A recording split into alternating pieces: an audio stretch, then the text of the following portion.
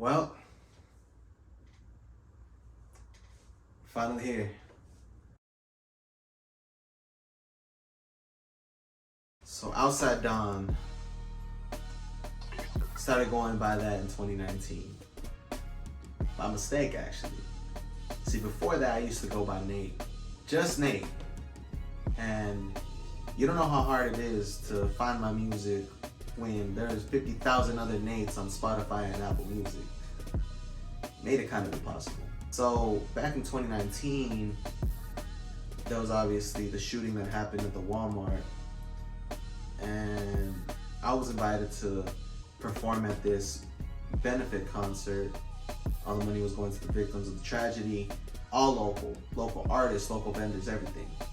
And the dudes who were putting the event together came out with a flyer and they didn't use Nate. Instead, they used Outside Don. That was my Instagram handle since probably my junior year of high school.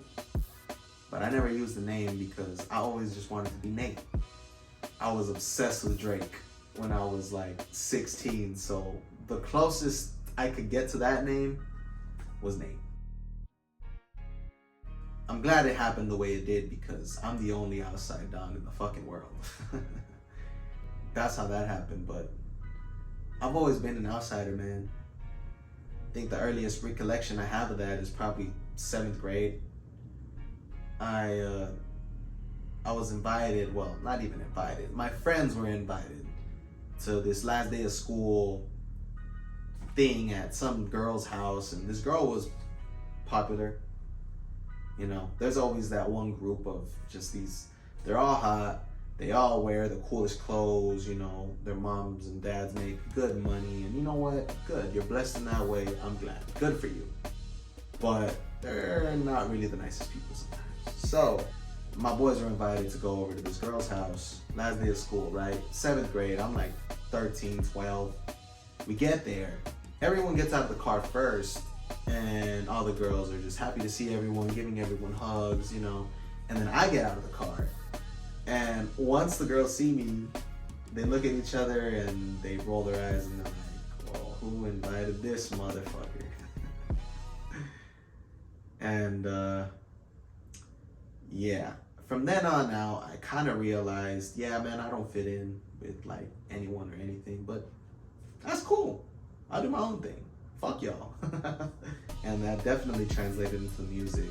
My earliest memory of ever making music was when I was 15. I had this journalism class, and the teacher assigned us a word, and we had to use something to represent this word, whether it was a PowerPoint or a video or whatever the fuck. Well, I thought it'd be cool to make a rap to it. To savage and attacking people who be living so lavish. They don't gotta speak Spanish to know what the officials are saying. My crackers keep slaying the politics and give us the truth. Better back up, sooner or later you gon' lose a tooth. And when I performed this rap, everybody in the class just went crazy. They started clapping. They were like, oh shit.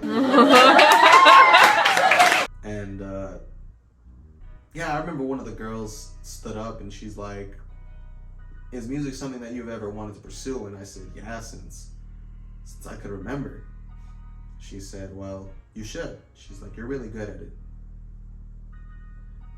And I did. And at the time, I thought that it was great. And I thought the music I was making was fire. But it wasn't.